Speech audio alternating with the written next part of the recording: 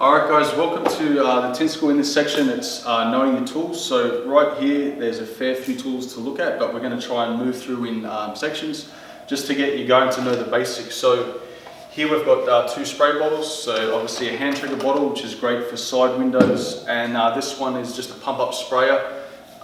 So a lot better for, usually you'd go through one of these probably per car, or if you're doing flat glass, you might have to fill this up a couple times, but each to their own. I like this for side windows and this for rear screens, but these are the main bottles you're going to use. Some guys on flat glass jobs are going to use bottles that are a lot bigger. It might be a 5 or 10 gallon bottle, or some people even have tanks, which is probably like 100 gallons. They would sit it at the back of their workshop, and it's pressurized, and then it can pump them filtered water. So again, each to their own, but these are the main two that are going to get you out of trouble. Here is obviously a heat gun. Again, people have different preferences. I used to like a brand that was probably $200, and it was awesome. Then when someone ran it over, I realized I just use this brand. I think it's like 30 or 40 bucks. We can get this anywhere from Bunnings, or if you're in the States, something like Home Depot. Again, people like different brands, but for me, this is just more economical and I can find it anywhere. Okay, so let's look at blades. Bring these over. Okay, so for automotive tinning, we're going to look at a scraper holder, and then these are obviously our scraper blades. So what I'm going to do is just quickly put these together so you understand how they go in and out. So a pack of these is about 100 blades. They're stainless steel, so as long as they're sharp, they're not going to damage the customer's car. So we want to take off the paper backing, which obviously gives us the blade. And then on the scraper holder, you'll see on one side we can notch it in, like this, pushes in, it's going to come in and out. Okay, there's 3 different levels, so if you need to apply more pressure, chuck it on the middle one. It's just a little bit more sturdy for film removal. And again, just make sure you put this away if you're not using it. If you've got it in your pouch and you're sort of diving in to get tools, it's not fun when you find the edge of that blade. It's pretty sharp. Okay, so that's our blades. Knife blade. So again, people have different preferences. There's different types. There's yellow ones, there's silver ones. You've got the red dot ones, all this sort of stuff. But for this is probably the most common one we use. Blade goes in and out. On the back edge, there's like a snapper. So how we would use this would be to just clip it on. When you snap down, you don't need it flying across the workshop. Or the other one would be a canister like this, where we can actually snap into that, close the lid, and keep the blade safe. Okay, and these are our blades. So we'll just take them off, 50 per pack. They're actually coated, so I find that keeping the lid on is a good idea. If you keep it off and keep it exposed, they can dry out. They're not going to last as long that way, and you've got the risk of damaging the customer's car. So now if we looked at this blade, predominantly for flat glass, house and commercial tinning, just pop that off. Again, bigger blade, sharper, so make sure we put this away when we're not using it. To get the blade out, just push on the edge, the blade will come out. Just remember there's really 4 sides. So if this was a window, I'll be scraping this side, I've got that side of the blade. Once it's blunt, I'll just take this blade out, turn it around, and I've got a fresh edge. The good thing with these blade holders is it'll have a directional arrow, so just push this and that'll feed your blade out. But on the back side, it's actually for your old blades. So when I'm finished with it, I'll just put this blade in like that, keep it safe.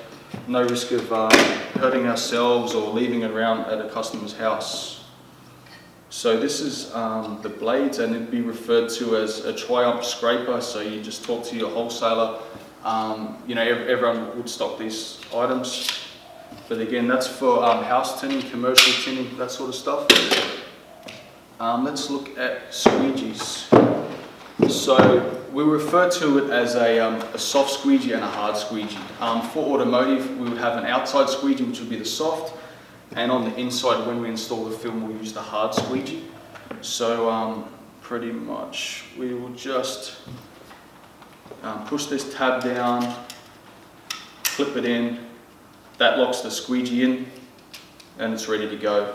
For automotive, we'd actually use a 6-inch blade, which was probably about 15 centimeters. It's a bit smaller, and you'll find it's better on tinning cars. This would be referred to as the hard squeegee or our Blue Max. Again, there's a few different types. You've got the orange crush, there's a white max, but personally I find this one does the job. But again, it's personal preference. So to actually put this together, I'll just quickly loosen these screws. Slot the blade in. Let's loosen a bit more.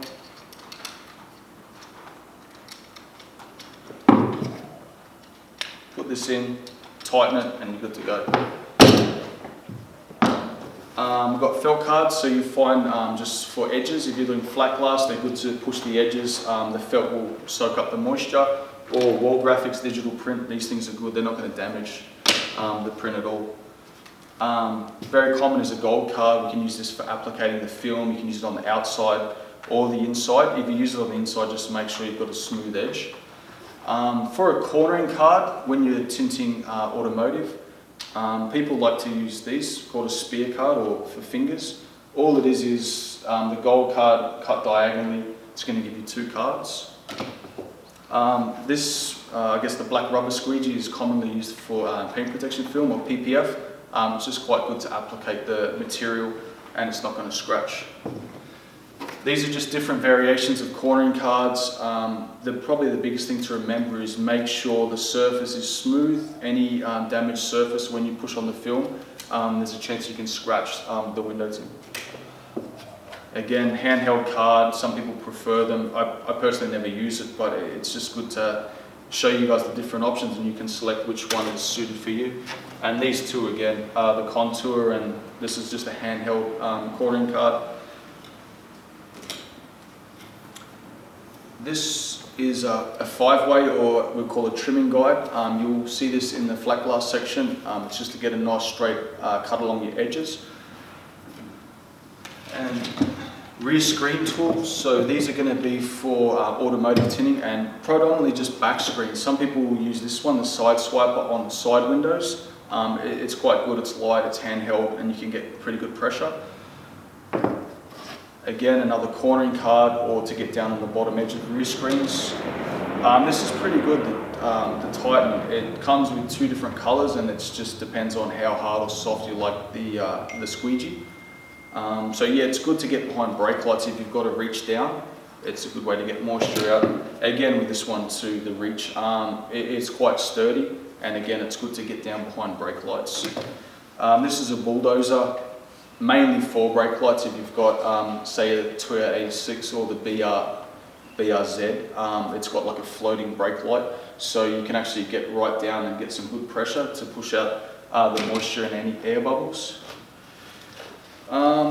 Here we have a pouch, so it's adjustable on the back side, so kind of one size fits all. You've got a few different regions. I like to keep blades on one side, cornering cards on another, just so I can find them. And then on the side we've got loops here, so we can put our squeegees in the side, easy to get to. Masking tape, so if you're doing wall graphics, it's ideal to have something like this. Signage, vehicle signage, automotive tinning. If you've got a car like some of the high-end Jaguars, they have a lot of felt and pretty deep recesses. So you'll notice we have a section on taping. So we put the tape on the felt just to avoid debris and stuff like that, contamination underneath the film. Spirit level, we usually keep a few different sizes, mainly for wall graphics, decorative film. If we're doing cutouts on a building site, nothing's going to be level, so we can install the film, we can measure to a top edge, place this on level, and then make a nice cut and follow it along. On a bigger job, you might want to grab a 4-foot or a 1200 spirit level. It just saves a lot of repetitive moving. Tape measure, mainly for flat glass. If you're pre-cutting the film out of the box, you might want to get a tape measure. Winder tape or roll down tape, only for automotive. It's a good thing once you've tinted the car to place this on. Obviously, when you explain to the customer that they have to keep their windows up for 24 to 48 hours, it's good to put the tape on there just to remind other people that are getting into the car. Felt card, this can be used on the outside of the car when people are moulding the film for rear screen, so we go through that as well. We've got a hook tool.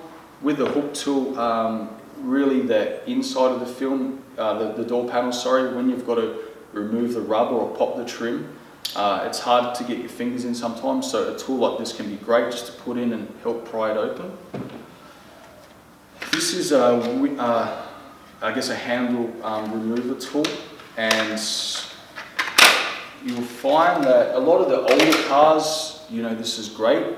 A lot of the new cars now, they're all electrical, so you don't really need this. I guess you could use it to remove a door panel, but just be careful putting this on the paint so you don't damage it.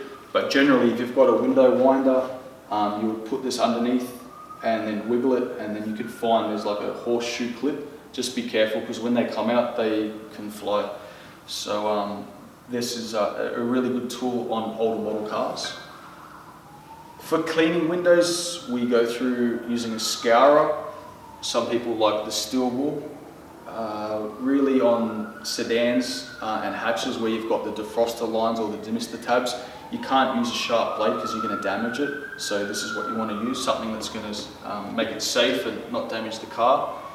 We have a glove here which would be used, some of the wrappers like to use them so they don't damage the vinyl, or if you're heat shrinking the rear screens, some people like to use it just to glide over the film better or to protect their hands from heat. Magnets, these would be for vehicle signage, for car wrapping. If you wanted to lay some vinyl across the length of the car, you can just pop these on. It's going to hold it for someone. It just saves having an offsider at times. These are very important for vehicle wrapping and for signage. Here we've just got you know, a text or a pen, and what is it, a white one. You can use different colours, it depends. If we're marking dark vinyl, we use this. Obviously on this wall, the white one won't cut it. We're going to use something that we can see. So we could lay on some clear sheet, trace around with the pen, which we go through in our sections. Or if it's vinyl, you could just simply mark your vinyl, take it away and use it on a cutting bench.